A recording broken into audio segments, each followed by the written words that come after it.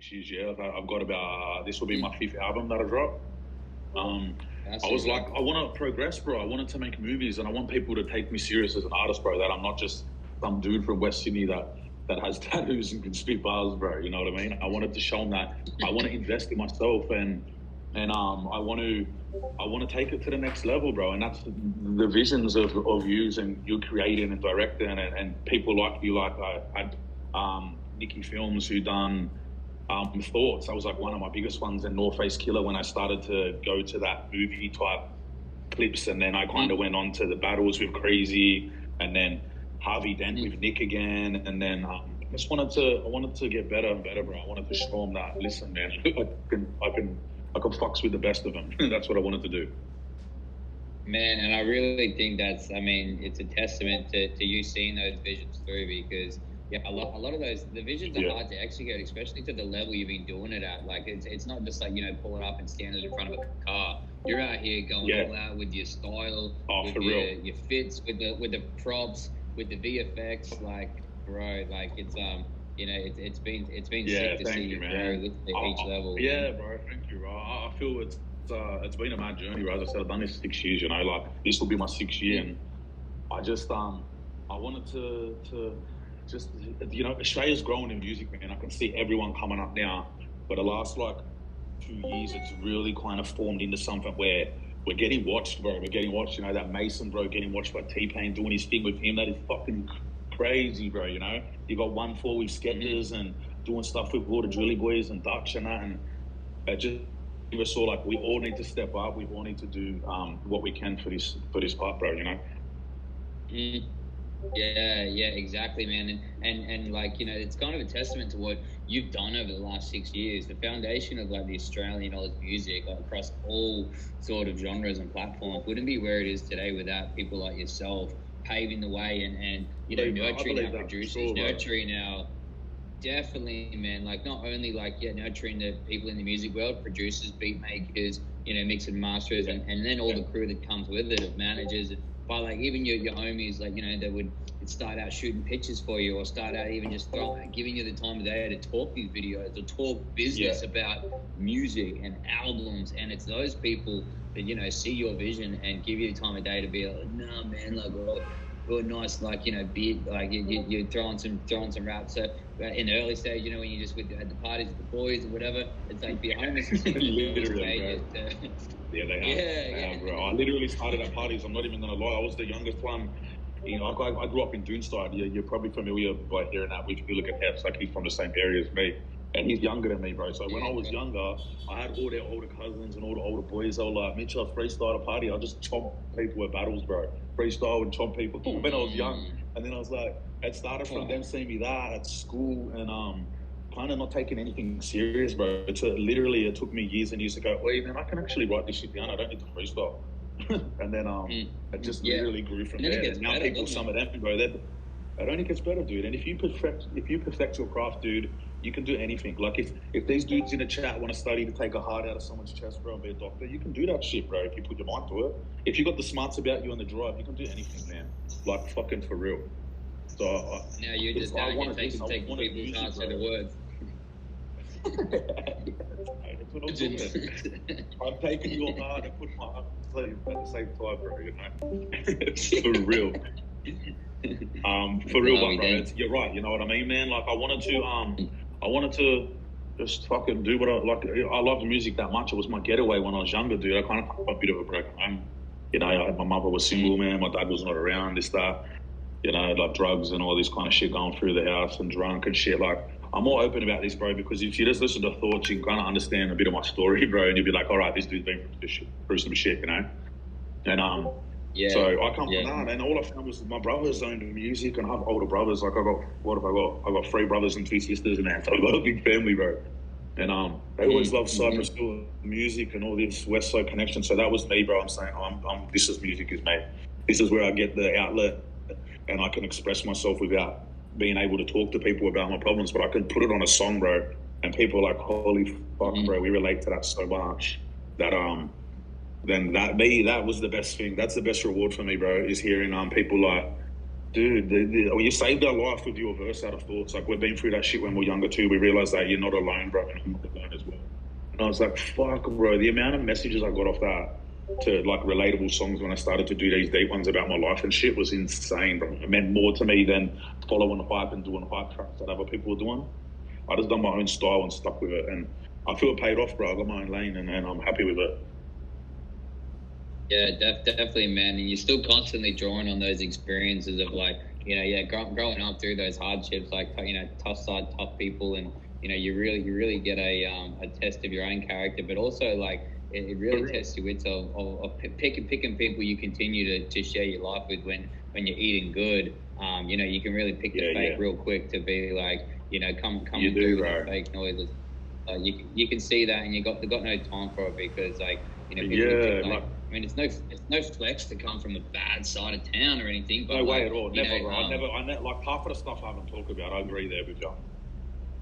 Yeah. It's like there's a time to, you know, open up with your homies, but to you know, say, you know, there's some shit going on. But I mean, for people sometimes use it as a flex, it's like, you know, it's a flex to sometimes come from a good home too, and, like, you know, and then still be on your shit. Oh, bro. Yeah. I'd love that. Trust me, bro. I wish for that shit when I was young, lad. For real, bro. Like legit. I was like, my mates 2 stories in the Super Bowl, bro. I would have frothed to come from that shit. Like, we didn't have the choice. Exactly. So I like, they capitalized on that, and I capitalized on mine. Where I'm like, I'm gonna tell the story, bro. They want to hear this kind of stuff. I'm gonna get paid for this, and do my thing. Yeah, bro, and that's what I love to see for, like, even people, you know, like you said, when you started opening up and really, you know, cracking the bolt on, you know, the harsh reality of, you know, how MITCHOS was made, and people are relating to that, and, you know, it took you many years to sort of open up and say, no, I got to be the only one to you know, wear these problems, and if I can change anyone else's life mentality, like, you know, that's kind of your maturity as an artist growing into that, is going, yeah, you can tear someone apart, but why don't we build them up as I'm, you know, tearing shreds off out of your own book. It's a good way to put it. For real, bro. Like, exactly. It's 6 years in the game. Like, that's you know, that's a fucking couple of runs on the board there. Yeah, go, guys. Sorry, man.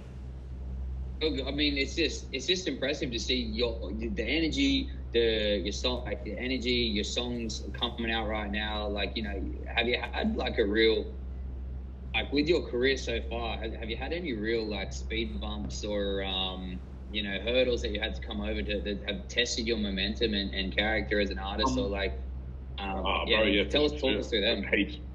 Definitely, man. I've had like, listen, I got 3 little boys too, bro. I got a family. Like I started I was young, bro. You know, so I got 3 little boys. I literally got a baby up there asleep right now. That is asleep. He's like 7 months old. So the hurdles that I had, dude, was I have to put my family first, bro. I couldn't do what these other dudes do and sit there and live and smoke billies and forget about my family and drive my music 100%, because I have responsibilities, bro, and because I come from that broken home shit, the father role means more to me than anything, bro, in the world, you know what I mean? So I'll be a daddy before anything, bro. And I've had these hurdles of breakups with families and troubles at home with, like, you know, like your baby mama or whatever the case be, bro. I've had all these hurdles over the years where I've had to move back in and I've had to stop music for a month, but I used to write every day, bro, like every single day without a doubt. I've maybe, like, for 3 years straight, I don't think I missed a day of writing, though. I've got like 550 verses in my phone. Fully. I was like, I was so on the music, bro, because I got told by the older boys, like, listen, bro, you write all the time, you perfect your craft, man. You can perfect flow, words, I can learn new shit. So that was important for me to do it every day, man. And if I didn't write for a day, that was like, I'm like, oh, fuck, am I going to, like, fall a little bit? Oh, it's been 1 day I haven't wrote. I need to get back on that shit, you know? So these things, me being a father, will always come first, bro, you know what I mean? So I've had heaps of hurdles where, look, man, I've worked with the best of them, dude. I've done songs with Young Buck from America. I've done songs with Chillin', Forte, Cursor, Enter, Triple One. Everyone in Australia, I almost work with all of them, but it's kind of hard, bro. We got this poor poppy syndrome, and no one pushes each other enough, bro, in Australia. So there are other hurdles, bro, where we're not pushing each other enough. Then because we're afraid of the next man's position where he's going to be on the ladder or something, you know. So I've worked with all these people, but you don't see us all fuck with each other anymore, man, which is kind of sad, bro. Like, I got love for everyone, but I feel like that's one big thing that will stop a lot of people's momentum is someone else showing that we don't want to support you. You know what I mean? So that's another thing that was like, come on, dudes, we're like, we should be supporting each other, bro, in this game, regardless of fucking genre, style, fucking anything like that, you know? Yeah, man, it's such a simple task to do, you know, show some love, show some support. Like, you know, the simple things is like going to hit and play on their Spotify or, you know, sharing that shit across. I mean, even if it's not across your artist page, if you don't want to do the direct contact, do it on your personal page.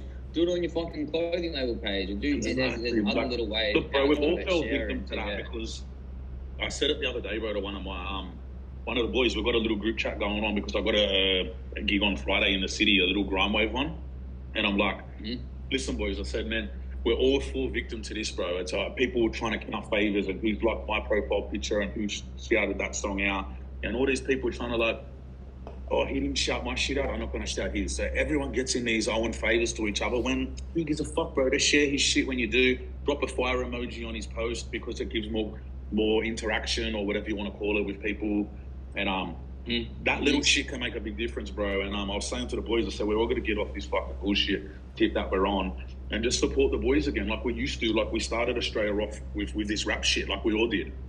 Everyone was in it and now everyone's boosting. They're like, fuck, bro, we better not push someone more than this guy or that guy or whatever. And I feel like, that's our problem, bro. We got a mad problem like that, Australia, I'm sure.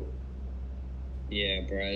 Australians are just stubborn people, you know. Australians are so stubborn with it. We never want to support anybody. It's like we'll love someone to death, and we'll never say or do anything until you get 10 beers in you, and then you'll tell them 100 times, like lifetime's worth of love. That is it. That is it, dude. And everyone's a victim of that shit. But if I say I love someone, bro, I really mean that shit. You know, I've been through too much to beat around the bush in this game and with like families and situations I've been growing up. So I always mean what I say, bro. You know, if I call someone my brother, I mean that shit, bro. I mean that shit. Have my jumper off my back, have my merch, you know, if they're doing struggling, I'll do giveaways of this, I'll help people give shoes away, do whatever, bro. I generally mean that shit. But as I said, I can also be that other dude, bro, that I can also be that other dude that I'll never fuck with cunts forever if someone does me dirty like on some dumb level shit, you know what I mean? Yeah, I get you. I mean, it all just comes down to holding your own. It's like respecting, not only for your own shit, for people you see yourself as equal as. You know, when you look at someone who's equal to you, it's like what's mine is yours, and I kind of agree with you there. Like, you know, if I've known you for a year or 10 years, like 1 year or 10 years, you know, if we got something going on, even if it's the same. Yeah, exactly, bro. Yeah, you're eating the same. If you need some clothes off my back, and that's all it is. Like, you know, we'd be out, partying, we have something more. You know, it's like it's always love, and until something steps the wrong way. Yeah, that's it, dude. You know who not to fuck with and who to fuck with these days. It's like that's just what it is, bro. Because the more mature you get in the game, the more you realize like what you're doing it for and what some other people are doing it for. And it's just the way it is, brother. It's always going to be like that, you know, like. Some people's intentions are just always not going to be pure, bro, because you can't always be like that. People fuck up and they see beyond the love, then they just like, oh, fuck, bro, we need to...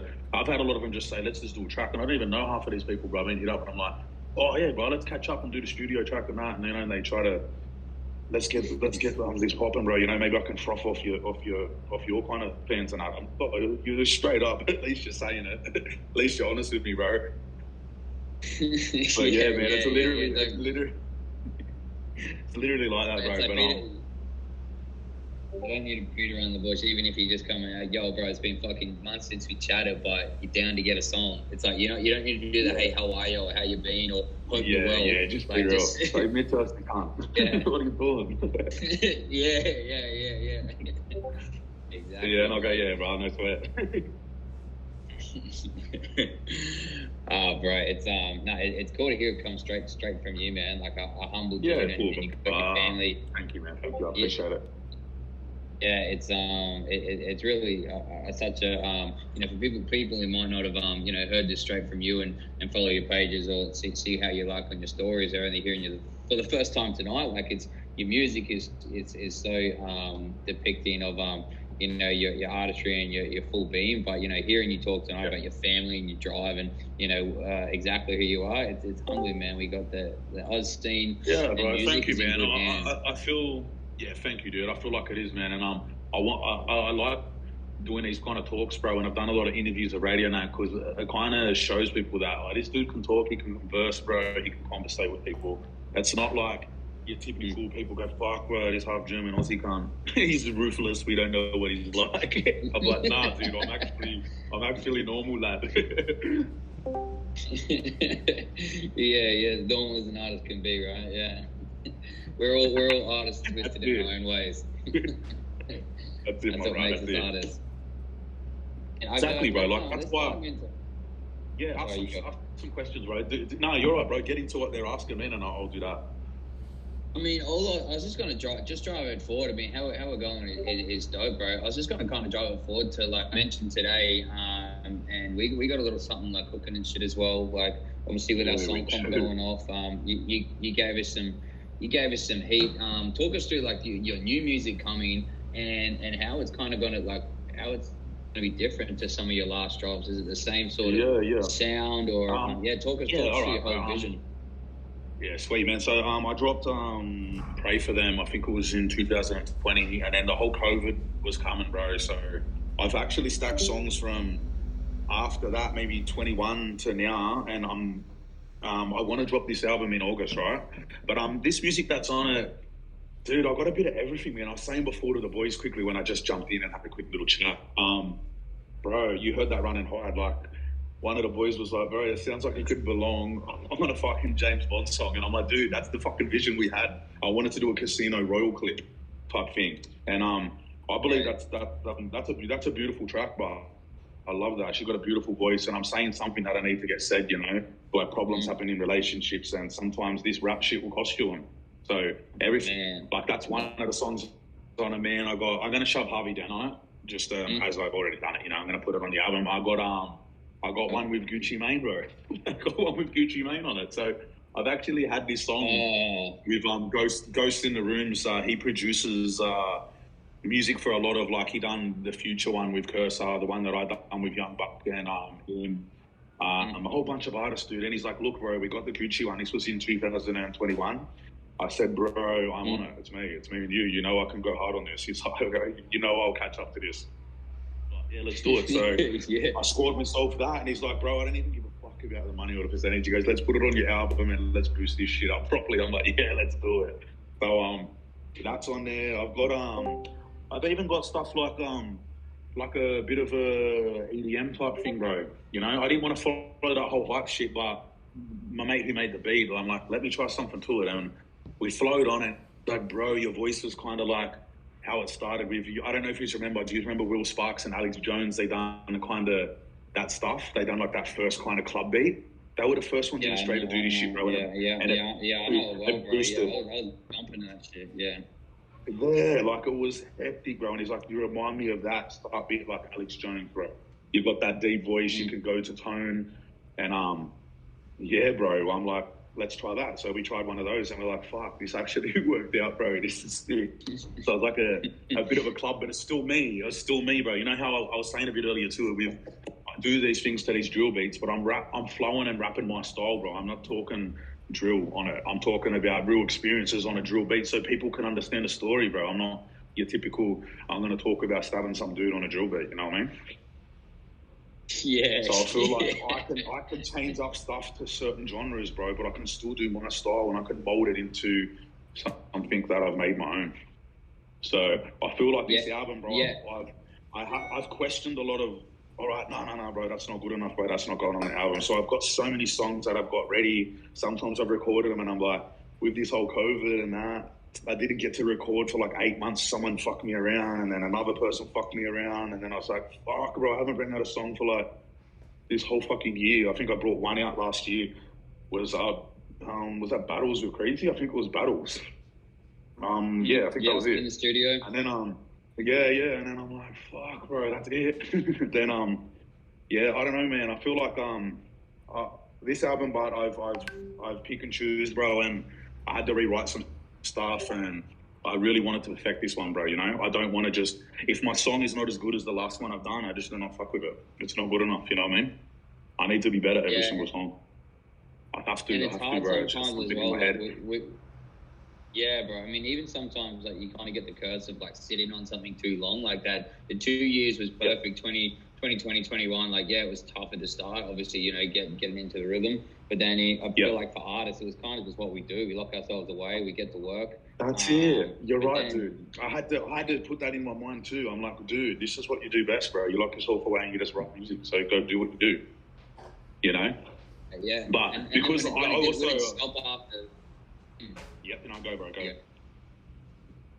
I was just gonna say, like, it's like you do that for a year, and then when we thought we were coming out in 2021, then you got another whole year of kind of like still, you know, we're here again, but like just like a test of time of like, you know, sitting on something, having too many ears on it, and keep listening to it. It's like, yeah, it's already great. You're buzzing on it, and now kind of looking at these tracks, it's like you're sometimes perfecting something's already perfect, or you start critiquing something, and now I feel like you're putting out it's kind of old music, and it's like, how do I one up this? But I feel like for people listening to that shit for the first time, like all these new sounds, like, you know, not following the scene and all this, it's like a whole scene set now. It's like it's open for anybody to come in and make their mark. Yes, you know, exactly. there's no trends being definitely followed.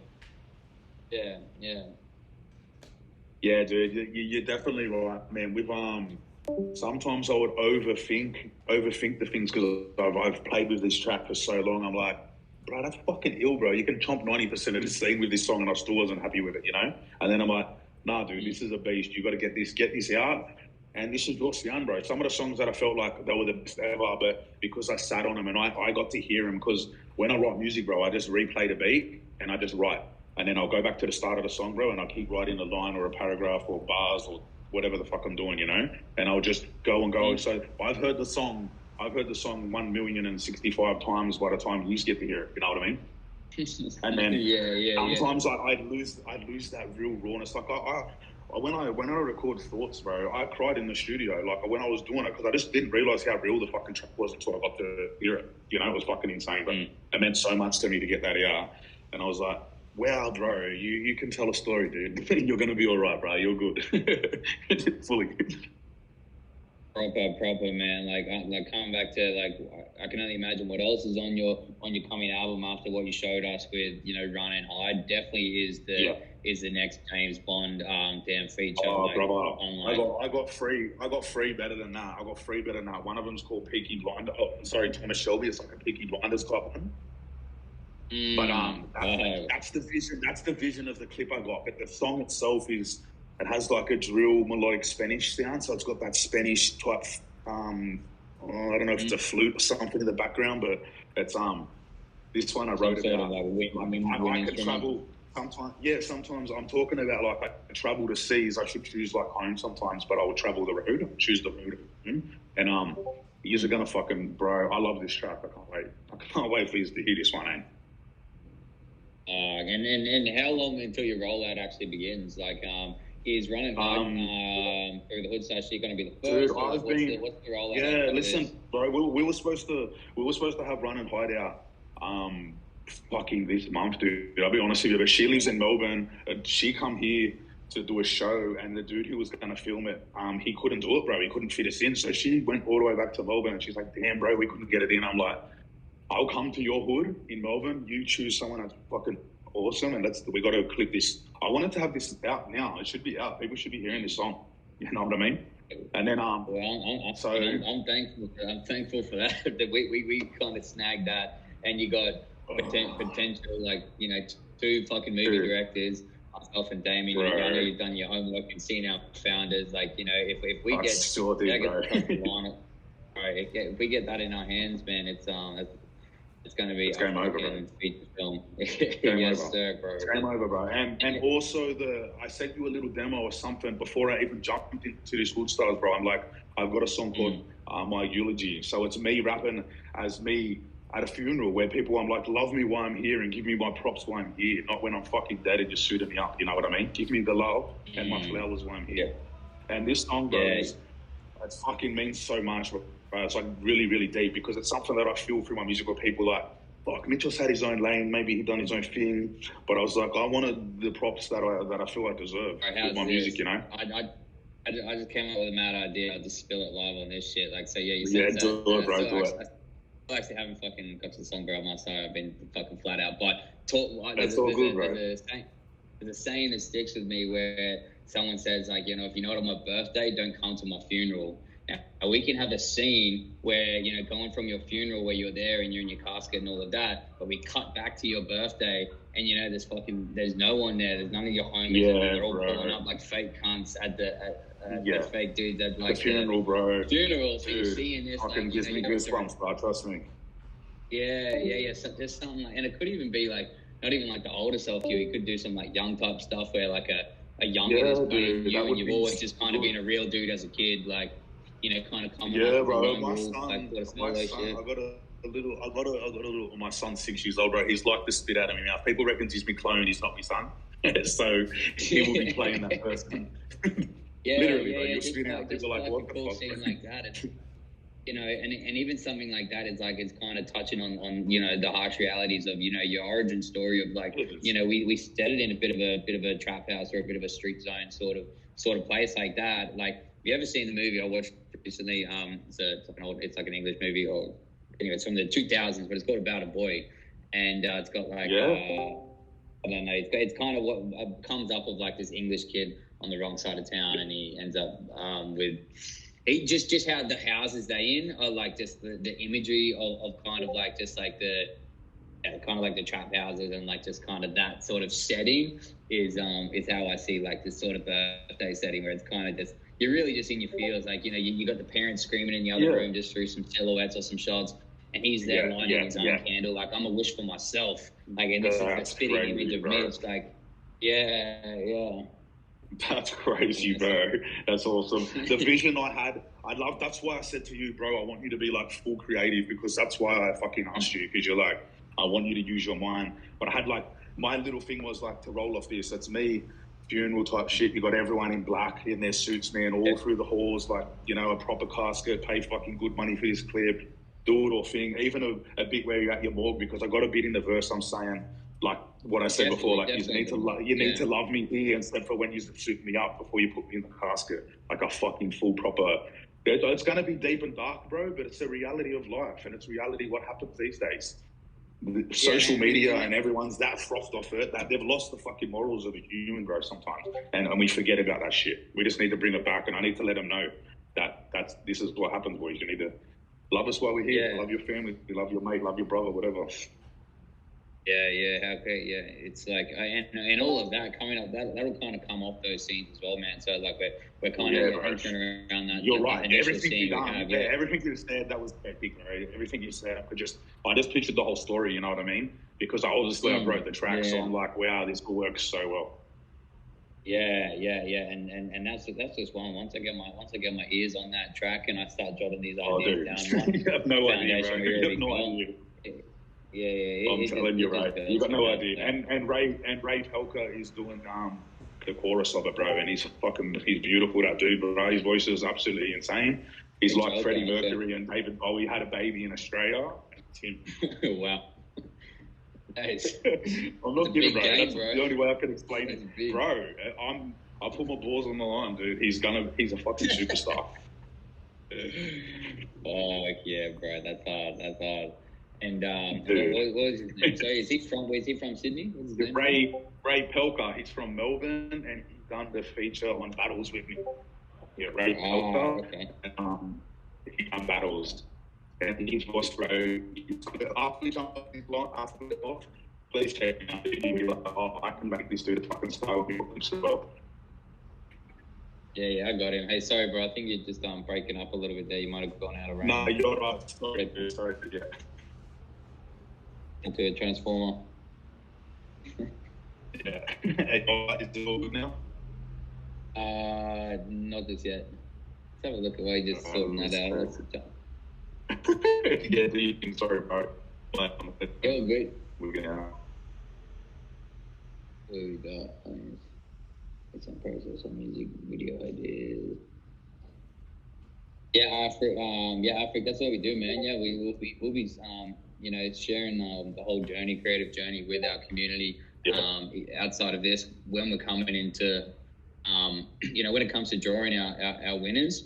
So Mitch, like kind of this back and forth, like how we're doing right now. Just had some questions coming into the general chat on, they're really appreciating hearing the creative process on the music video, sort of how it comes like back and forth. And this is essentially what it is. It's a conversation where outside, me and Mitch have a phone call, and you go and meet. But for our community stuff under Hoodstarz, we're going to have, you guys listening into the whole process. You guys will hear these ideas grow from nothing. We're going to share it, be full transparent, and then we'll be open as well for you guys going, I like that, or what about this, or what about that? And that's the beauty of, not only hopefully shining some light on the back end of a creative vision and the steps we take to pull it off, but also being in there as the tools we have. It comes from a song from the artist, and then what words we gravitate to, and what genre and everything else like that. And you guys will witness it just like you are. Yeah, that's it, for real. Yeah, it's exciting, man. I've sort of gone to the studio sometimes over my, I've actually been doing this for 6 years as well, funny enough. So we've been about, creating our visions for about 6 years. And when I pull up in the studio, and some people haven't, yeah, man, yeah, I feel like we're still early in our career, but we are, bro. You got plenty to give, man. I picture you dudes just filming fucking movies soon, like full on, bro. You got that vision, dude. I can't wait to see what you do in this scene and what's going on in Australia, bro. Yeah, man, that's exactly where we want to take it. And we've been building sort of our catalog in the past, over the past 6 years. Myself and Damien, we've been writing a number of feature films that have, not just any feature films. We've kind of put all our ideas out on paper and back and forth from each other, and we've kind of worked out the best ones after plenty of times in the office and over plenty of Queensland waters, just to figure out to hone it in and which ones are the best. And we've got a solid just 20 movies right now that we've spent at least a week on each of them, developing these ideas, and that's what's coming. And that's what, as well, when our Hoodstarz community continues to grow out, the potential of, for even this song here, Running Hard and all our other entries and things. And we have a catalog that we're going to be reaching out to first for, potential, intro songs or theme songs or, sure, of course. And that's what it's about, dude. Yeah, you're the legends, bro, the way you're doing this, because it's good, bro. We all get through your community and people get to help each other where last year they're trying to break everyone down to sit by themselves and do their own music and don't fucking do shows and this. So we need to turn it around and everyone just boost each other. And this is what you're doing, bro. It's mad. I love it. That's why when you said get in there, I'm like, bro, I'm jumping straight in Hoodstarz. Let's go. Yes, sir, I'm buying two NFTs right away. Straight up. Serious, bro. Serious. And then we got it's the future, bro. We got to all realize that technology is fucking boosted, bro. It's very boosting, and we got to go with the times, bro. You get left behind. You can still be yourself, but we got to roll with the times, bro. Exactly, man. And so we're our idea with our education and our team from us. I've been in the scene nearly a year and a half, and in NFT time, that's like, it's kind of like dog years. It's like triple that of just like how fast the scene moves. And as you can see, when we had our white paper to go live, which is like a detailed, really roadmap. So we've only ever put out like kind of like a short-term roadmap, but we've always had the intentions and plan that we wanted to keep to ourselves of our longer intentions. And now that's live. It's out there, and we're really proud of the product that we're, putting forward with our artwork and our community, because we've been educating ourselves to bring value and what can we offer with our skills as, creatives, directors, and even just humans as well, to help not only uplift. Dude, bro, it's good. That's a good word to say, bro. But but also business wise and creative. Business is, of course, business is business, brother. It's always got to be. Yeah, man, and but still being able to reach everybody on a human level and humanize that we want the best for everybody and we're here not to give you a handout but to give you a hand up and give you the tools Yes. to educate and grow in this field with us and we're passing on our knowledge like I said over the past year and a half with a lot of we feel experts in our own right in this NFT space to make it a safe entry point for Aussies coming in on the scene so we can all capitalize together. Yeah, bro, legend. That's crazy good, bro. We're all good. You got the ideas there, bro, and it sounds like you're gonna execute them well, bro. Yes, sir. Hey, what did you think of? Did you see the new drop we had today with we kind of released our Hoodstarz sort of NFT. The little sneak peek. Yeah, dude. Yeah, the tier 1, 2, and 3. Yeah, bro, I sure did. I certainly did, dude. I saved the last tier 3 because that's what the brother's gone for. Yeah, that's heat. Save that picture, bro. So on Saturday when I do me mint, bro, have the photo in here like all the other boys should start doing. We put our photos of the Hoodstarz in our picture, get everyone popping with it, and grow it, bro. Grow it. Yeah, hard, bro. Yeah, we got, like I said, we've got blazing odds 420, and if you see all our people listening, he's got the fire guy from today, the fire hood in there, popping. It looks mad. But yeah, we got 50 of these characters, bro. We got 50 of these damn things, and we're like, yeah. So you've been working, bro. You've been hard to work. Yeah, exactly. So it's a really great to offer such a good variety, and hats off to our artist Hype Draws. He's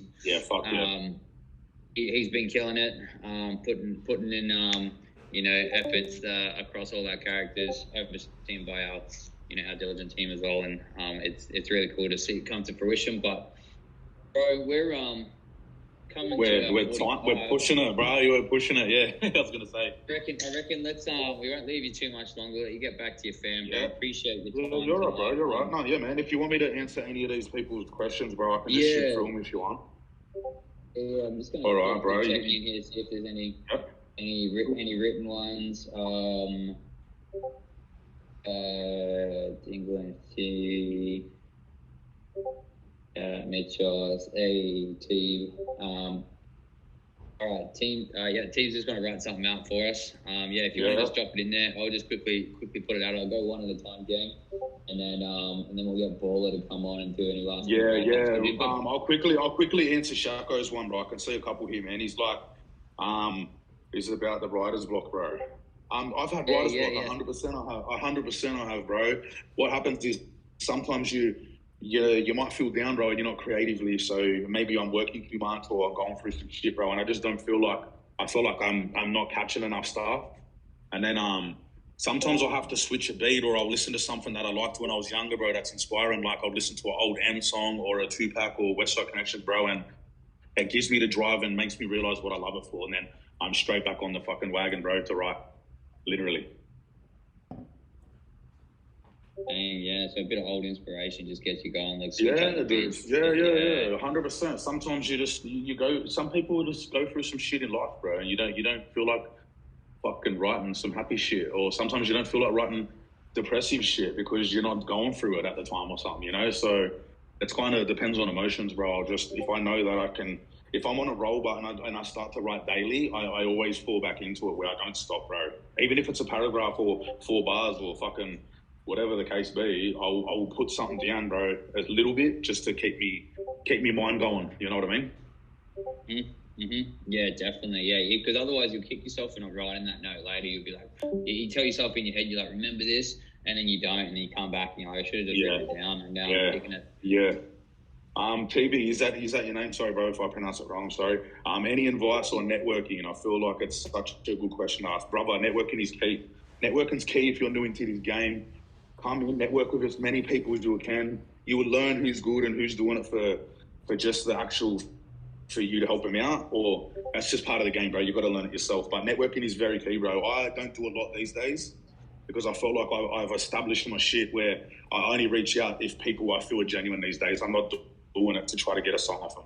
So But networking is very key. Yeah, that was mad. That was mad. Just seeing him come up, you just keep firing off, bro. You're killing it. Thank you, bro. Yeah. JDT Media. Where we are. Oh, yeah. What was your advice to someone that doubts their own capabilities? Ooh, bro, that's a tough one. My advice, if you're doubting your own stuff, you need to believe. You need to want something 100%. You need to believe in it, brother.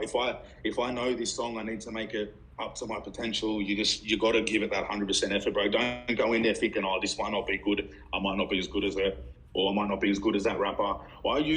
If I ever do features, bro, I use them cunts to chomp them. If anyone wants to do a feature with me, I'll chomp them. It's just what I do these days, bro. If I do a feature, I'm going better than this guy, bro. I'm going in harder because that's what you got to do, bro. At the end of the day, rap's about flexing your shit, bro. Whether it's deep or it's a hype track, you got to flex your shit. You got to be the best, bro. You got to talk your shit up to these people. You're better than them, bro. You want to be better than them. That's what it is. You know, that's what I feel for me, bro. Don't doubt your own shit, man. And Blazing, what did he said? Like you said before, MITCHOS, thoughts hit so hard, bro. First song I pump for the day. Sorry, bun. Yeah, you're a legend. That's pretty much just saying you love thoughts. Thanks, brother. I appreciate you, mate. There was another one from Shako. He just said, I think you mentioned kind of it before, but just improving on flow, writing lyrics and rhyme. Oh yeah, that was the writer's block one. We've got someone asking for a feature. Guaranteed you get chomped though. Any more crazy music videos? Someone was loving Harvey Dent. Man, I got to question myself, like, that fucking car, that song, that fits, the makeup, bro. That was I mean, it was pretty straightforward, the Harvey Dent. But for you to pull it off to the level you did, like, shit, bro, you're doing it properly. Thank you, man. Yeah, that's it, man. I don't know. I just visioned the whole Harvey Dent thing. So I'm like, let's play on the chorus is like talking about Harvey Dent. I'm calling these fucking jokers can't pay my rent, little Robins, blah, blah, blah. And I go on, I'm like, oh, maybe I'll play on the whole Batman. And it ended up coming out the same day Batman coming out. Swear to God. Batman just dropped with that Robert Pattinson, bro, and we dropped it out the same day. I was like, yeah, it worked well, bro. Really, swear to God. Crazy. Yeah, bro. Man, just the details he did as well with the coin, the Joker makeup, the car, the bats and things. It was just like yeah, dude. Nicky's a really good. He's got a really good mind, bro. That dude, I'll give him that. He's just really busy, bro. He doesn't own his life. Everyone's fucking because he used to work for Russell Crowe, bro. He does shit for Russell Crowe, and then he's like, I gotta leave, bro, and do my own. Yeah, literally, he's been working with him since he's been young. And he used to film scooter dudes and that, and he just worked in fucking sponsorship through Sony and that, and he built his way up, bro. That dude's a hustler, and he done well, bro. He done well with that clip, man. And I'll be honest, bro. I'll tell you how much I paid $6,000 for the clip, bro. That's it. And we done all of that. Bro, it's levels. We done all of that for $6. You know, yeah, that was worth like. Honestly, you think it was levels. I feel it too. Yeah. I got a guy who wants to come on. This will be the last question, and then we'll let you bounce. He wants to come and ask himself. We got Afric. He's out of here from South Africa. And then that'll be the last one. Then we'll wrap it up, and we'll give. No worries. Thank you very much for having me, brother. Yeah, appreciate your time, man. It's been humbling experience to hear it. Let's get Afric on, and then we'll farewell. Afric, jump on. Yeah, man. Yeah, I know. It was awesome hearing your story, and I really appreciate the insights and the knowledge.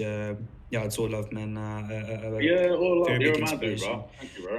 So my question is, so I know that the Notorious Big, Tupac, Ice Cube, Big L, and NWA is like some of the people that you listened to in your past. But what song from Eminem inspired you to pick up writing and start scripting? Bro, I think when I was younger, I think the Encore came out. I think it was Encore.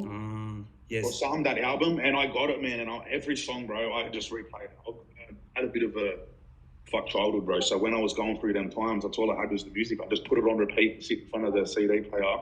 I just play it over and over every single day, bro. I'm not even kidding. I'm like talking like 50 times, bro, the CD a day.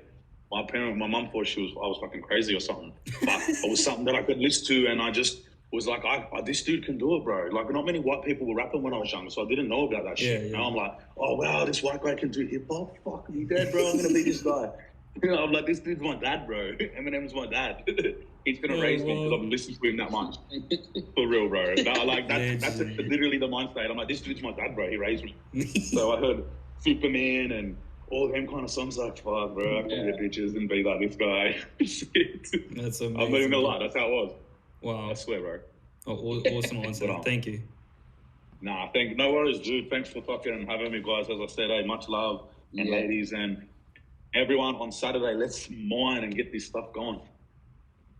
Yeah, legend, brother. Yeah, with mad respect. I know the crew was dying to hear everything, and you produced more than we could expect, man. It's such an insightful chat, and we can't wait to hear the music. We'll let you go, brother. Everyone else can stick around. We've got another chat coming up straight away before. Perfect. We're going to give away our T-shirt, and we're going to have Run and Hide another listen. But MITCHOS, appreciate you, brother. All love, brothers. Thank you very much. Cheers, MITCHOS. Later.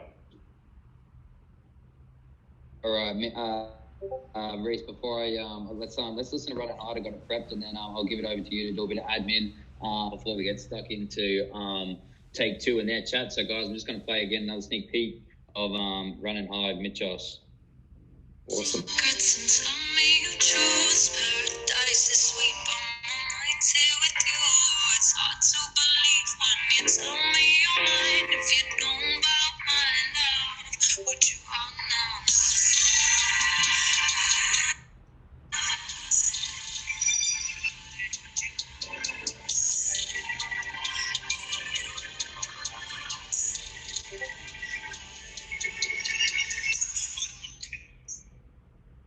That's all we're getting. We're just getting the intro. We're getting the start. That's why we come back. That's what happens. We're going live this weekend. We pick up our Hoodstarz, 1 NFTs, 1 vote. That's how we vote our winners. MITCHOS Da Menace, top 20 in there. If you want to see that song with a movie music video, you got to vote it. You got to get it on there. Now here we go. Let's Baller, come on in and let's do some housekeeping and see if we can't give away this T-shirt. How'd we go today? Yo. Yep. So I've got everyone that joined in. I've got their names recorded. Obviously, not including myself, DL, Brandon, and yourself, John. But everyone else that joined, I'm just gonna. And obviously Vera. But I'm just gonna share my screen.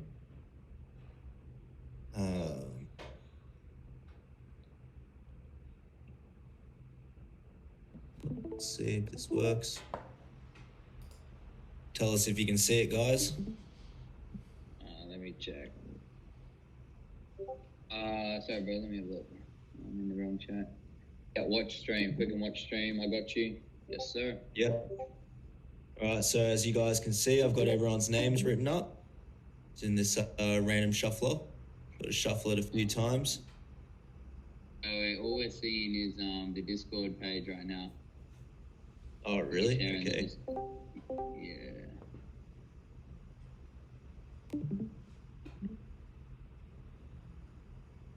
Do you see it now? No, it's still your Discord page. It says, I can see your mouse moving, and then you go and I can see you sharing it live on your Discord, but yeah, not the. Okay, that's strange. Chromecast, not right channel. Right, here's what I'll do.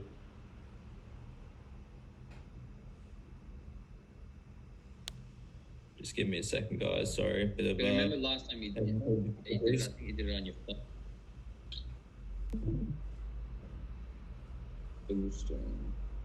Yeah, guys, really appreciate the massive turnout tonight. We have MITCHOS Da Menace. We got take two coming up. We just heard it's on Run and Hide, and we're about to give away the T-shirt. I've got you now. Got the screen. There we go. All right, so we've got everyone who joined in. So let's see who wins this T-shirt. Spicy Shadow. Spicy Shadow. Okay. It's Spicy Shadow. Oh, who is it? Who's that? Oh, my God! I nearly got it. We got it. Pee-wee Glizzy. Nice name, boys. What a name, man. Next to the Spicy Shadow, you're taking home the MITCHOS the Menace merch tee. The hoodie's going to be up for grabs later on. But we got a t-shirt right now we're giving away. So, Kiwi Glizzy, good job, man. If you want to just start a ticket for us on the left, we'll follow that up and get that sent out to you straight away. We sent out a sick one. I forgot to send a photo today, but your trophy, man, is on the way. So I'll stick that through the chat we got going. It's in transit, brother. So welcome that with open arms. Into a good home. Fill it with whatever you need. So it's mad that if you got it in your studio, come home after on a Sunday arvo, fill it with beer, do whatever you need. Take two. Where you at? You guys on here? Yo, what's up? What's happening? Take two. We got take one, take two. Is it one or two of it? No, just take one. Jordan's too busy fucking working, so just take one. He's a workaholic, man. I love it. Yeah. I like to think I do 80% of take two, but yeah. Well, you do 99% of it then.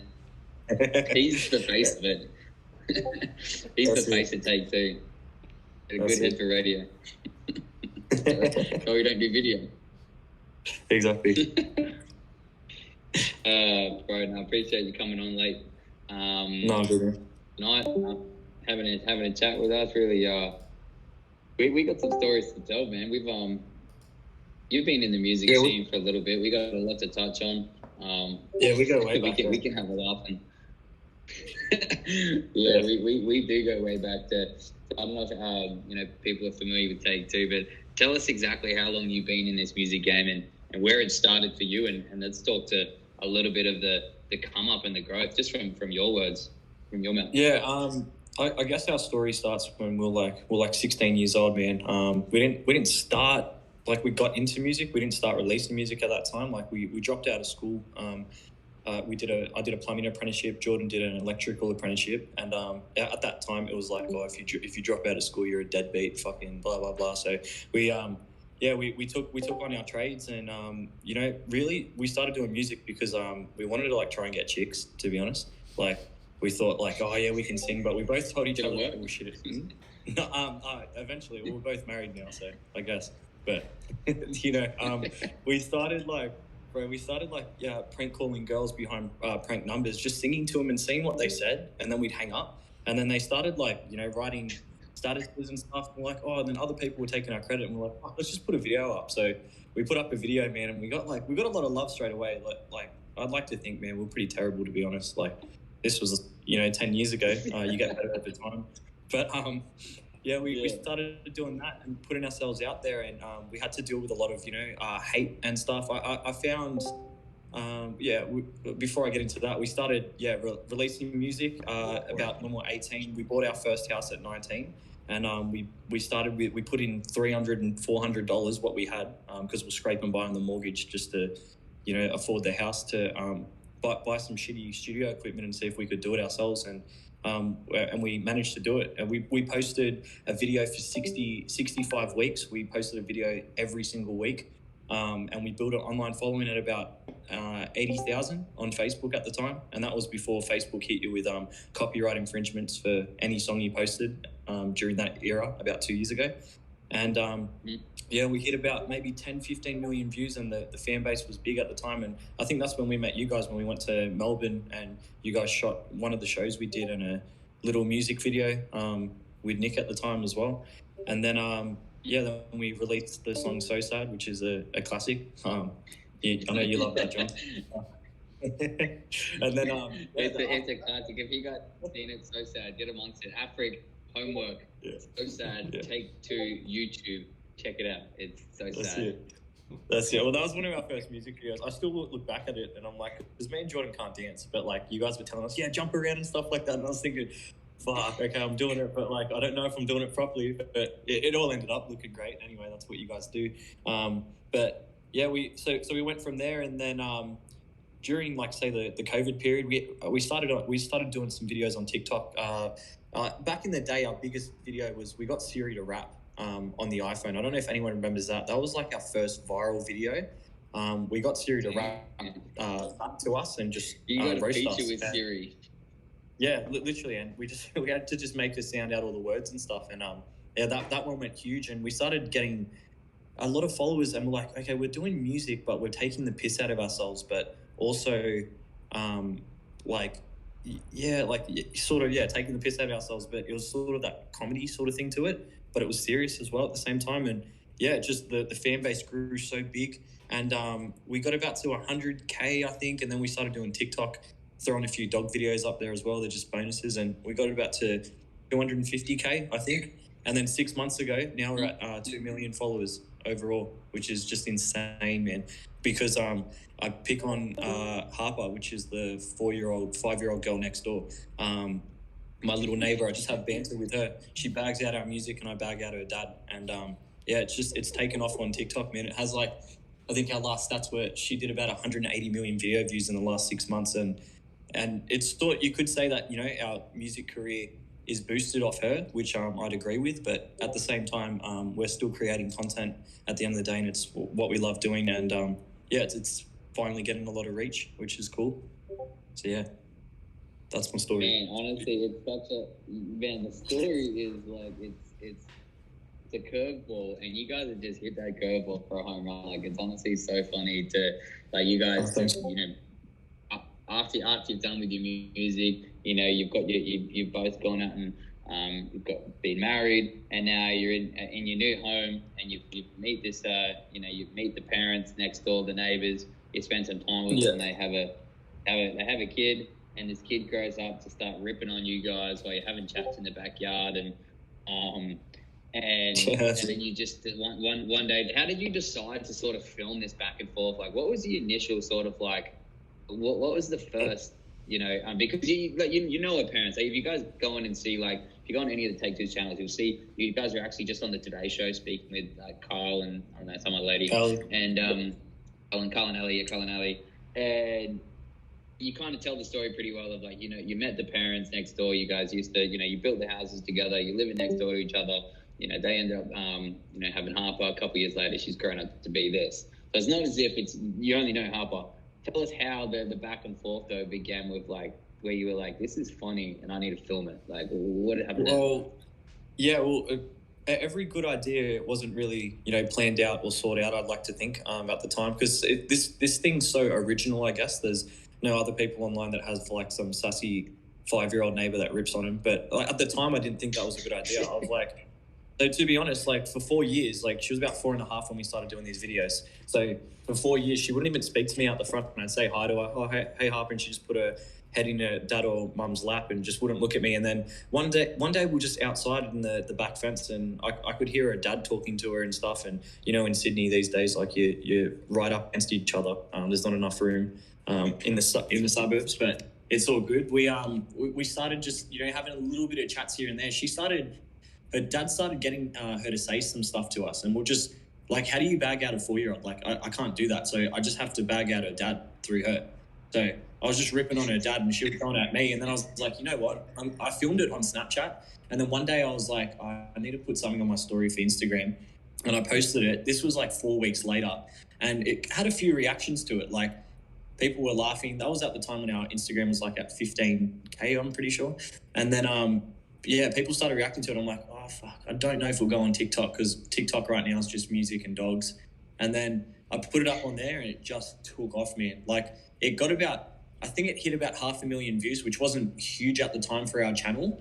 But it took off, and people were reacting to it, but a lot of people didn't get it either. They're like, oh, why are you back? Because I call her dad a girl, and people were like, oh, why are you calling her dad a girl? Blah, blah, blah. And I'm like, fuck, this is Aussie banter. I didn't say being a girl's a bad thing. It's how else would you insult a 4-year-old? You know what I mean? So it's just, it's a bit sensitive this generation sometimes. But we just went back and forth, and all the Aussies were sticking up for us, saying this is how we do it. And then I did a part 2 to it, and then by the time I did a part 3, it just took off, man. I'm talking billions of views. We've had videos hit 20 million and stuff, just from my dog's chewing up her ball that she's thrown over the fence, and then me replacing them, and just the stuff she says to roast me. It's just, if you guys ever get the chance, write down at Always Take Two and check out the TikTok, the channel, and you will get what I mean. Like, even though it might sound weird from the outside in, going, okay, I'm 26 years old talking to so funny. It's just hilarious, bro. Like, just talking shit. But I'll spend hours, man, like making these videos sometimes. Like, it's like today I've just been working on one for 5 hours that she wants Ed Sheeran now to sing her song that we just wrote up. So I've got to try and get Ed Sheeran to sing this song. So get this, it's like you guys know like back in the day, like the Home Improvement, you know, for the oldies out there, I'm one of them. Home Improvement was a show. Tim the Tall Man, his neighbor Wilson, he spent the whole 10 seasons only ever seeing his eyes, looking over the fence. But this is like the reverse of that. This Harper, the little 5-year-old, there's a gap in the fence. It's on the ground. There's like this little ledge that she gets down and she looks up through this tiny gap. You can only see her eyes.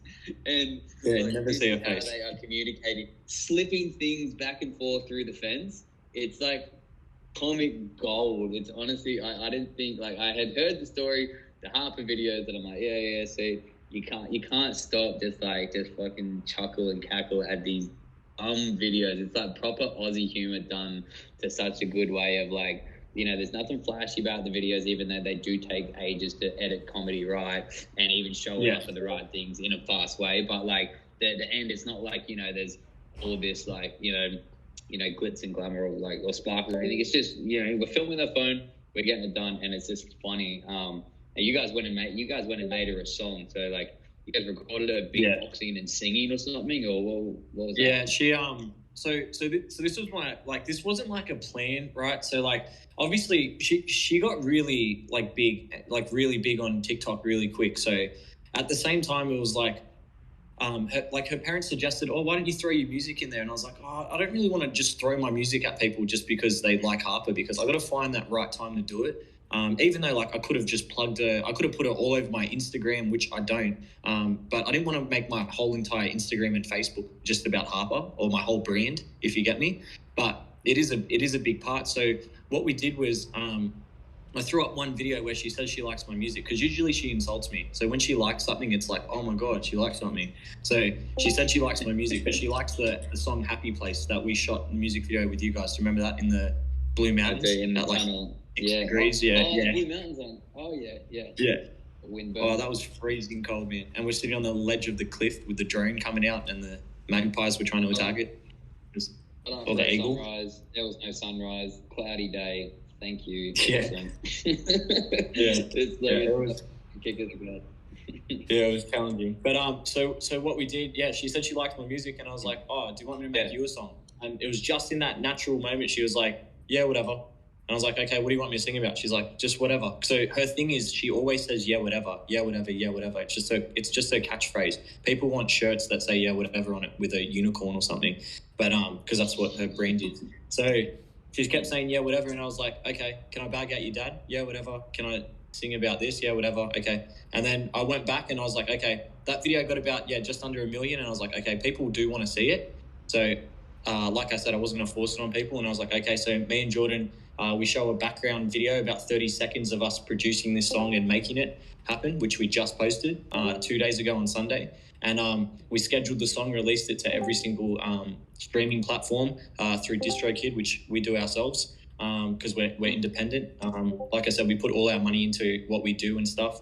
And it took off, and it's charting in, it's number 1 in Australia. It's top 40 in the US. It's top 10 in the UK and top 20 in New Zealand right now.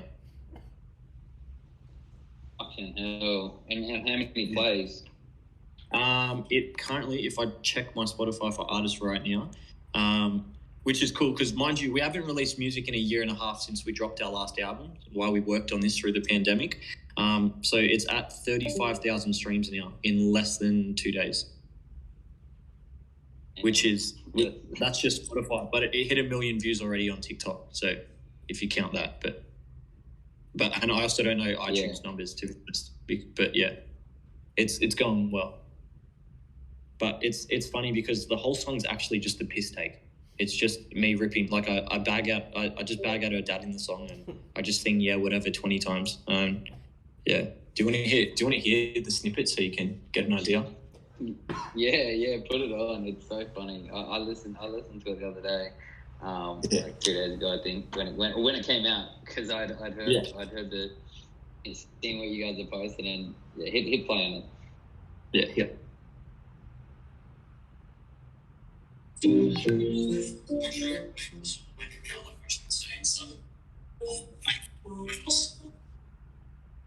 From real last of my life, yeah, I don't know yet, but all I ever wanted was for us to be friends. I don't like your daddy, and you probably know. Before you were born, you used to wear your mom's clothes, and I just wanted to be friends, but don't judge your ball over my fence, cause my dogs would you wait. Say my dogs would you wait. I'm singing, yeah, whatever. Yeah, whatever. Yeah, whatever. See you, baby. Yeah, so that's pretty much it. It just goes into a double chorus after. Yeah. It's just so funny how serious it was too. Like, it's But like, I tried to make the song for anyone that doesn't actually know the story. Like, you can still listen to it and bop to it. But the people that understand, because she has this cult following now, they just made it go huge, which is, and we're always grateful for it, man. Like, at the end of the day, like I said, like we've been hustling since we were kids to do stuff and learn how to video edit and shoot our own music videos and stuff. But obviously, I'd rather you guys do it. That's why I come to JN. But you know what I mean? Like, it's so cool that it feels like it's finally paying off. But I always like to think too, if you live in your dreams, you're not dreaming big enough. So I'll always want more. But I'm very grateful and appreciative of where we're at right now. And like I didn't mention before, I'm going to be a dad in September.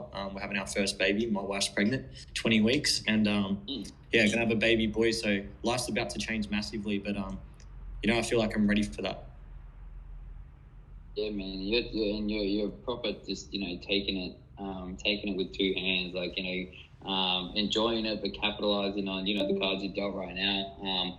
Like having the vision to sort of find the fun and banter that you're having with your neighbor Harper, and like they kind of mentioned it the other day on like today's show. It's kind of like Aussies spend so much time, or like walking. Every Aussie walks in the other direction of their neighbor. They walk the long way home to avoid walking past your neighbor, and like you're going out of your way to have a conversation and kind of get to know your neighbors and their family, and to such a fun level. It's like it's cool to see, because back in the day, kind of that's like the Australian way. You like want to know everyone who lives on your street.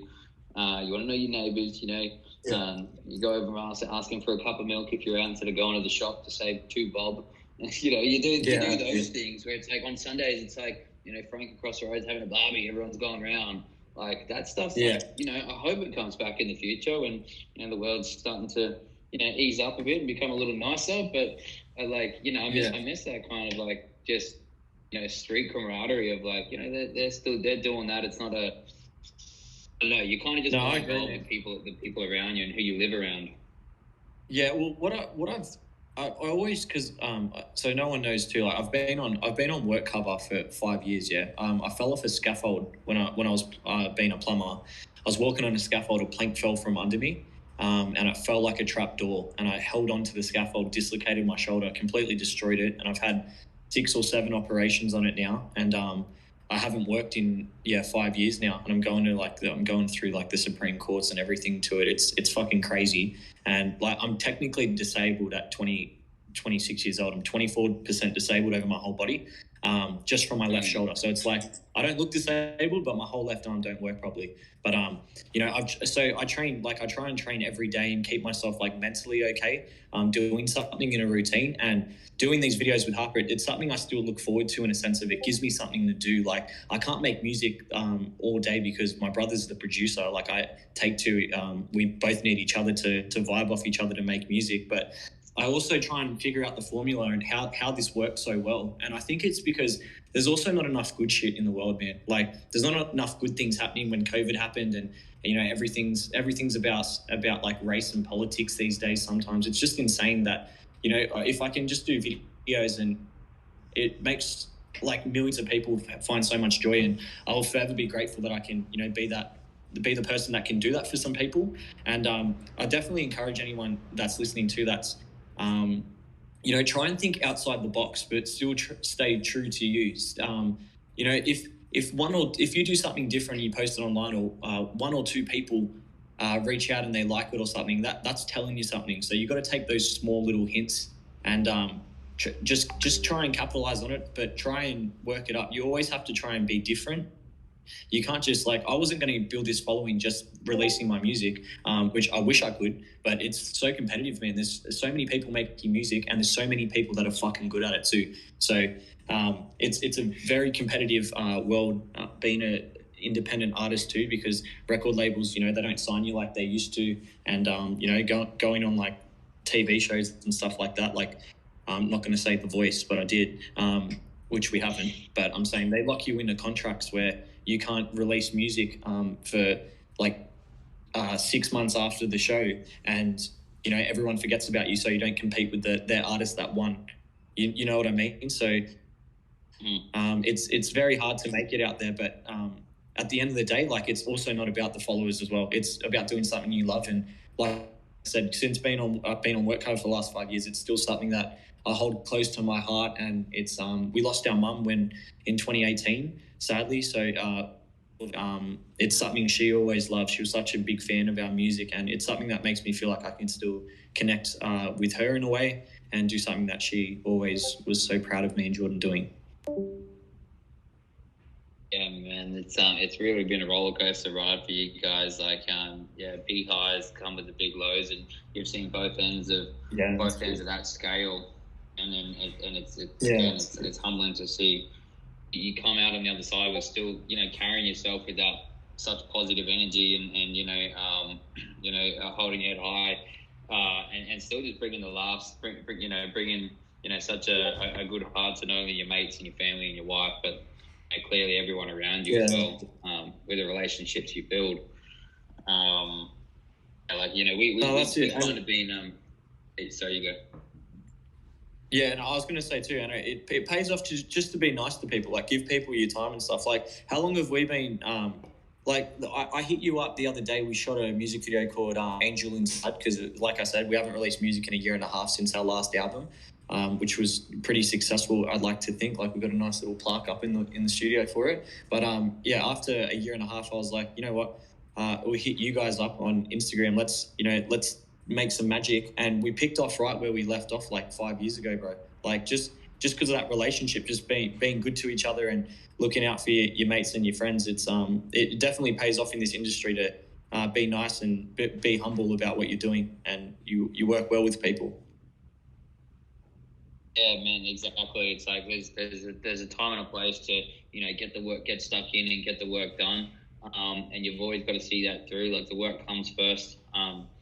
Making sure you're staying true to your word and you're seeing things through. But also, don't forget to, call in on those people you do call your mates, whether you're working with them or not, and literally just catch up on, how you're going, and without any expectation of, yo, can I have this or can I have that? Or when you pick me up from the airport or something, it's just like you just call it to have a chat. And that's kind of what it was like, touching base back with us. It was like, we kind of always seen each other's things going on. I was sort of the last minute catching on to your, like, the success of your music and things, when I saw you guys sharing about the gold plaques you guys got with the ARIA top 40, which is cool to see.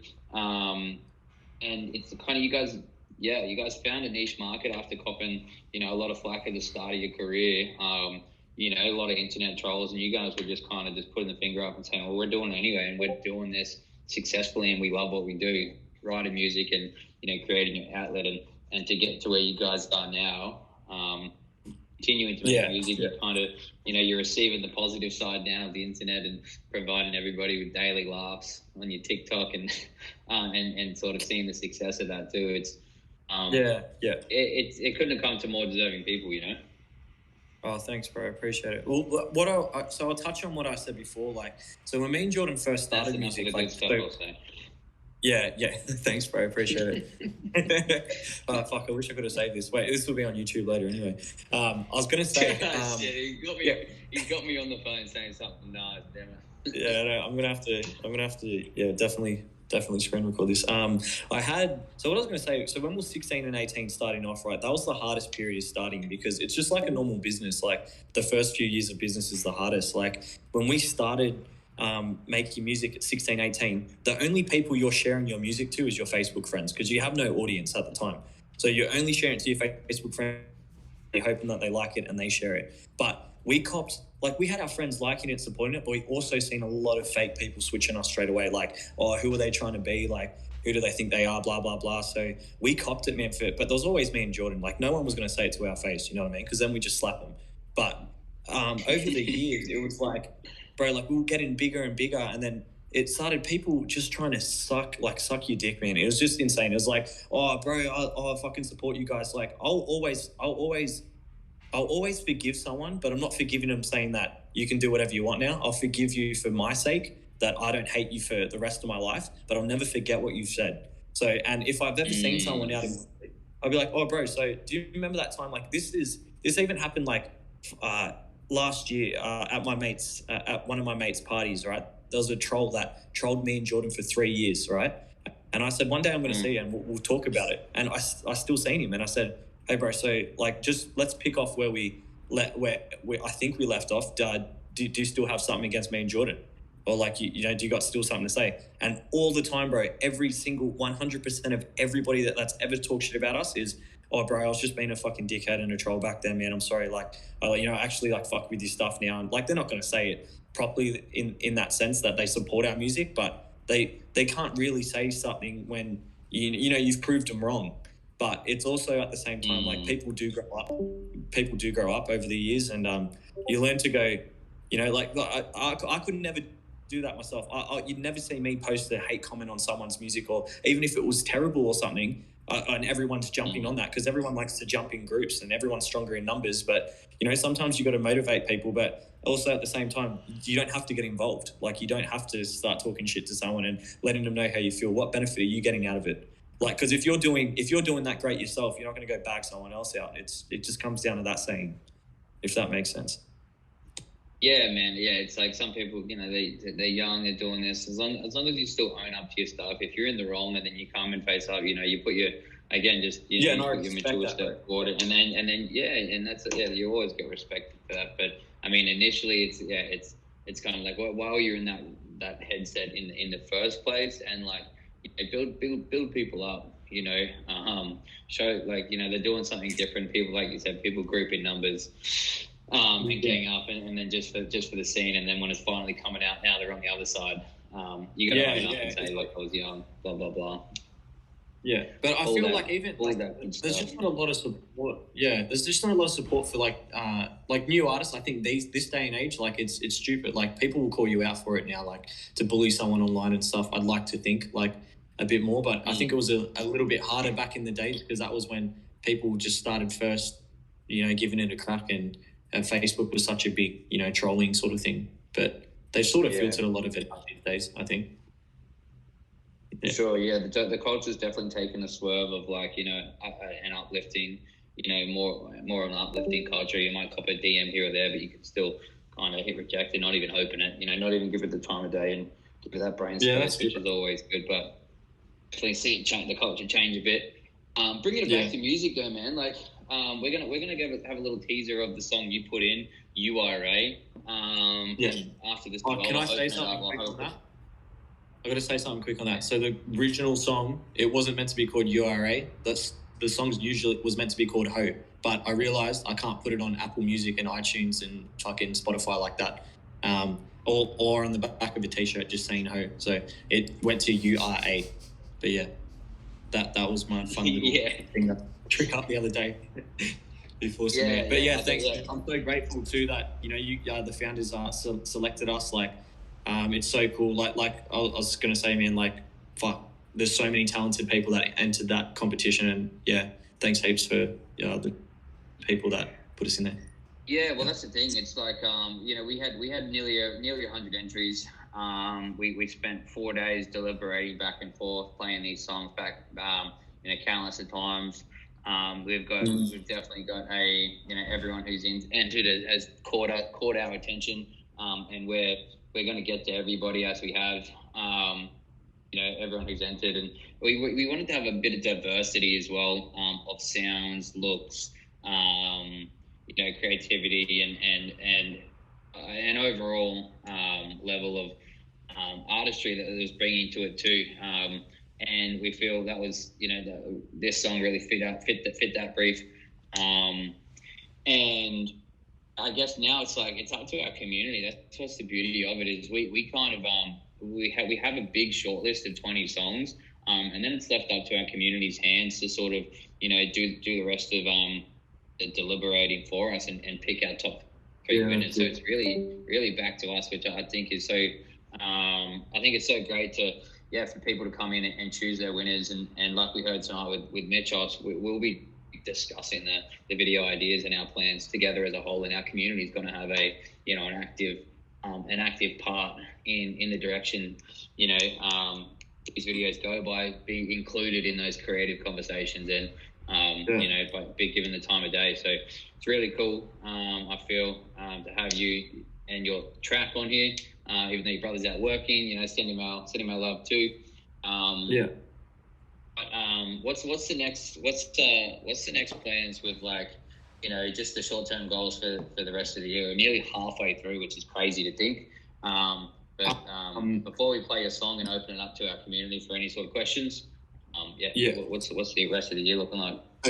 So our plan right now is we've got 13 songs in the bank. We released one called Angel Inside, which was when I first found out I was going to be a dad. I wrote that one, put that one out there. That was our first song in a year and a half, which, it went really well. That was maybe 4 or 5 weeks ago. And the plan is to drop our second ever album in August. So we haven't officially announced that yet. But, so we're going to drop an album in August called When I Grow Up. It's based off all our life experiences and just cool stuff that we've learned in the last year and a half since our last album. And I feel we've put a lot of time into this now. And like I said, we produce it all in our own home studio. We do 100% of the work. We send it off for masters, obviously, but I just can't wait for people to hear it. We've got it so diverse, from rapping, singing, the slow songs, the ones that make you cry, the ones that you tell your ex she's a whore, and it's just a big diversity in it. And we've got some collabs too with even some people that we're working on. I won't say who, but people that are also Discord members in this, and it's such a cool community too. Like I said, that everyone gets the chance to be a part of it, and I'm 100% supporting it. So yeah. Hell yeah! Do you want me to play one? Absolutely. Do you want me to play one? I'll play it from here, because I'll pause it at the right time, because we kind of don't want to give too much away right now. We're just kind of going to play the intro for it, and then after after we open our holders channel in the coming days, probably this time next week or something like that, that's when we can all come and listen to these full songs together. So for now, just kind of jump on and make sure you click it onto my stream. Yeah, man. Even if you, because it's a long intro on this song, you can skip at least 15, 20 seconds if you want to get to the drop quicker. But you're cool, mate. Yeah. I'll get to the. Yeah, exactly. When we listened to this first time, we listened to that minute of the intro. It's a big build up. I heard what you were saying, but I seen some good comments about this song, mate. All right, here we go. URA, take 2. Sneak peek top 20 Hoodstarz list. Hood list. Here we go. Be like we have fun. It's too bad that you won't get me back. And all the sex that we had, you can say I was bad, 'cause we both know that I'm the best that you had, 'cause you're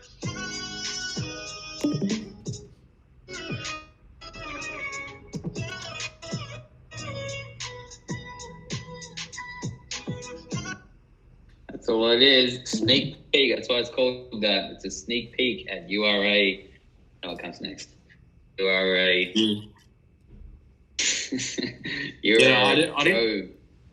I I couldn't hear it on my end, so I wasn't sure if it was playing or not. So I was just looking up my fucking snoring. But no, thanks, man. I appreciate it. Thanks for having us, hey. You didn't even hear it. You've heard it. Did anyone else hear it? Can anyone confirm that they heard it? Because I didn't hear it right. I don't know if it's because we're both on the other end, but I don't know. Yeah, they got it. We got Affec hearing it. We got the bowler hearing it.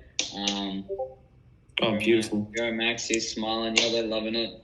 Pee Wee Glizzy, his new T Freaks. Yeah, we got it. We got it nice and loud and clear. That's yeah, man. It came out of nowhere too when we were listening to it. That big drop. It's I tried to make it like a love song. Yeah, I tried to make it like a love song. Like it's like, oh, it's such a nice song, and then it's like, bang, you're a whore. Like, so just wanted to slap people in the face with it. You know what I mean? You definitely did. You definitely did. Well, hey, bro, I'm going to wrap things up. Before we go, really appreciate your time, appreciate your entry, and yeah, I hope everyone here is kind of, you know, enlightened by the Take Two come up story, their online success, and I mean, definitely me hearing it again.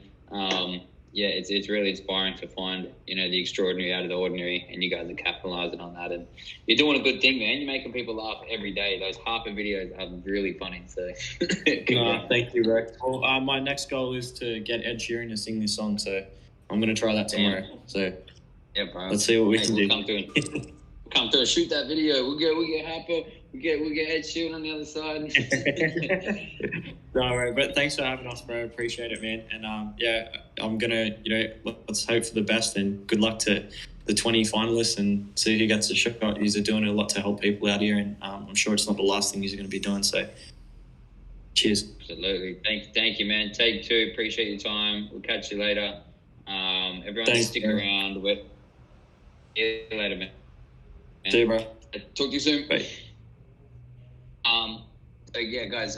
Just while I got you, I'll let in a minute I'll grab our 456 baller Reese to come on. I'm just going to highlight. We had our winner today. Aussie Immortal came on. He won our Mason Dane Chasing Home Tour T-shirt on our giveaway. So if you're looking where our Hoodstarz giveaways are going, on the left in the chat here channels, all the way down the bottom, Hoodstarz giveaway. We got the MITCHOS Da Menace jumper up for grabs. So yeah, go and react to that. Looks like we've got 32 people in there right now. And then also our other collab giveaways.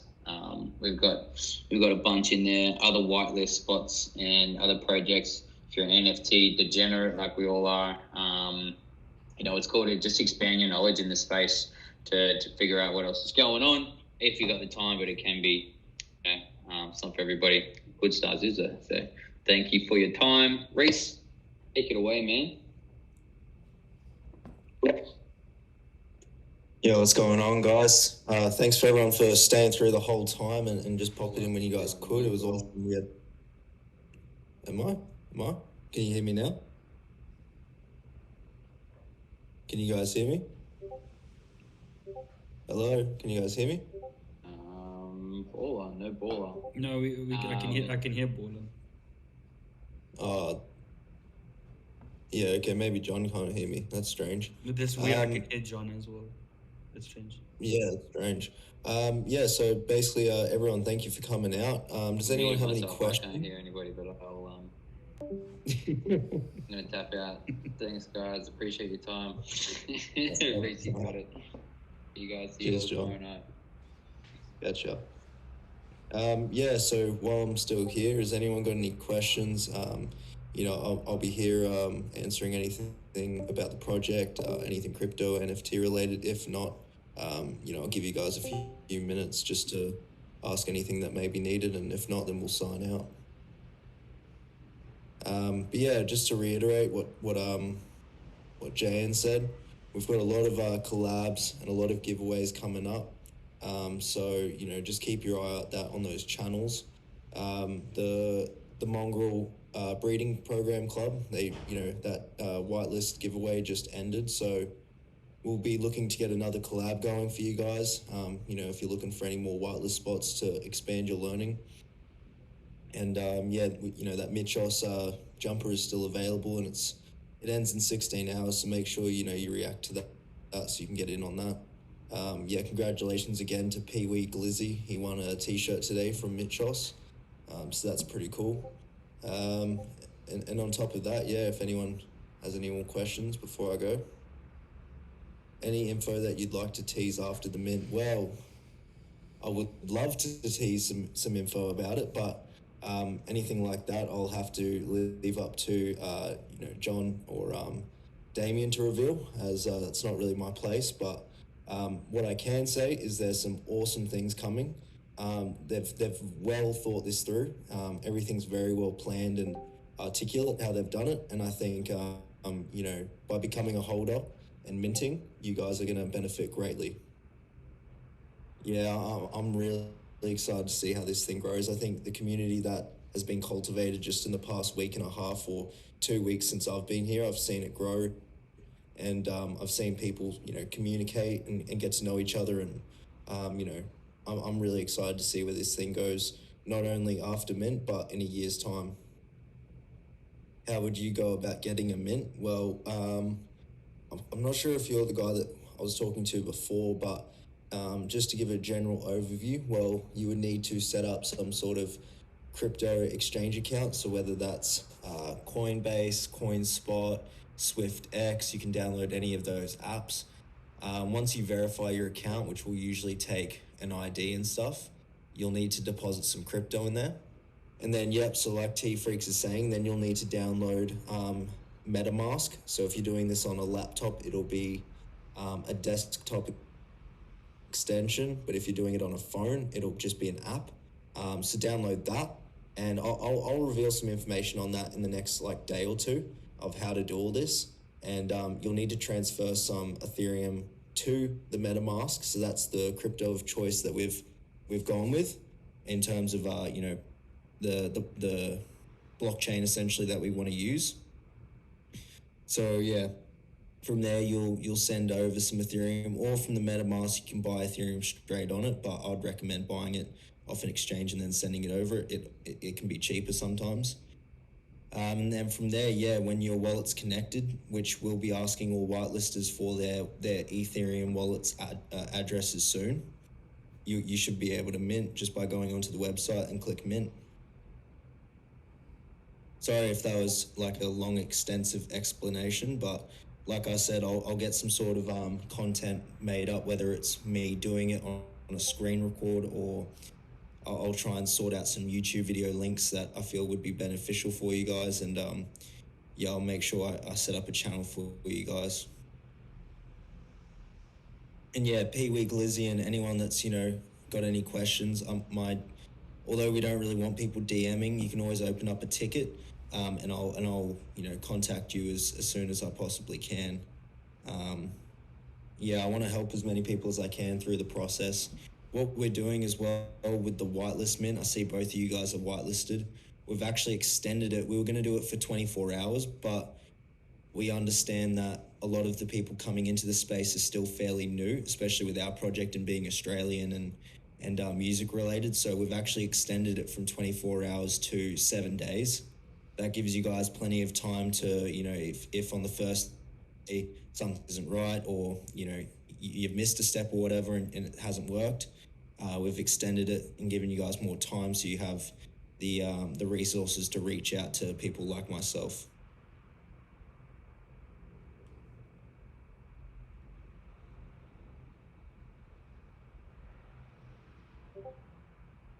Yeah, awesome, sweet.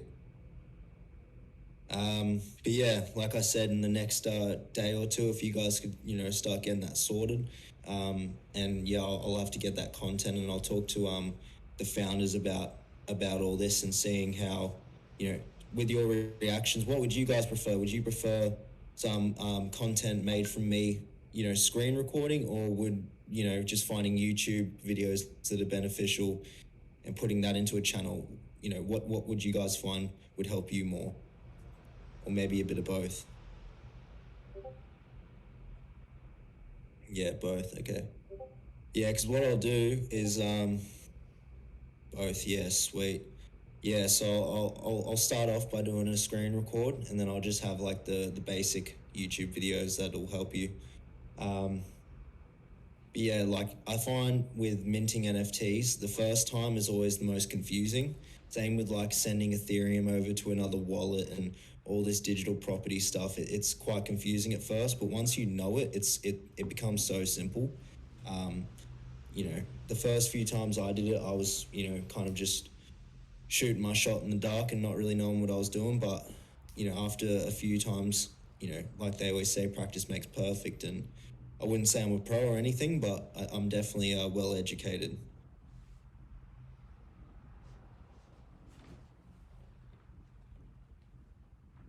How many people in here is this their first time minting?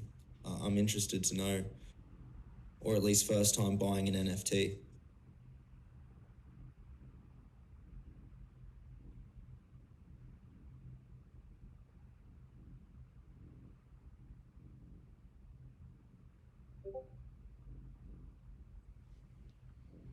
Yeah, awesome. Yeah, so T Freaks, you'd have a bit of knowledge on crypto then if you've been buying it for a few years, but you've never bought or minted an NFT yet. Well, one thing I will say is we appreciate you guys giving us the opportunity to be your first NFT, and for my first NFT, I bought into a good project, but a few times after that, I bought into a project and it didn't really work out. And I think education on NFT is something that is vital before buying, and so that's why I've made it my mission. I don't know if you guys have seen the Instagram stories, but I'm trying to educate you guys as much as I can and give you that content and that value, and hopefully you take that and you learn from it, and by becoming a holder of the Hoodstarz community and the NFTs, we can develop that relationship even more, and we can all teach each other stuff, and I think this is a growing community, and I hope that everyone in here it becomes like myself, educated, and you don't have to worry about the dodgy projects or whatnot, because you'll know what to look for, and that's what I want to provide to the Hoodstarz family, and I hope that you guys all back that, support it, and I know that you guys will though. You guys have been awesome so far.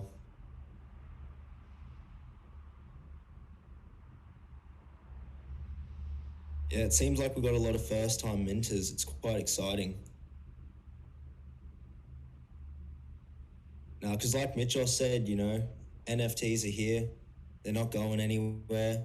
Technology's speeding up. It's whether your opinion is good or negative on it, it's here and it's not going anywhere.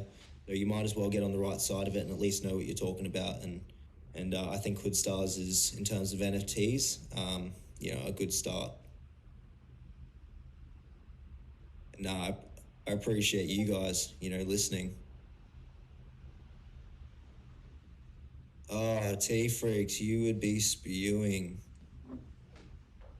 $200 in Bitcoin, you'd probably be a billionaire. Especially if it was like, 7 years ago, 6 years ago. Yeah, we live and you learn. You know what? If you had that, mate, you would have bought out the whole Hoodstarz, the whole supply. 100% owner. Nuts.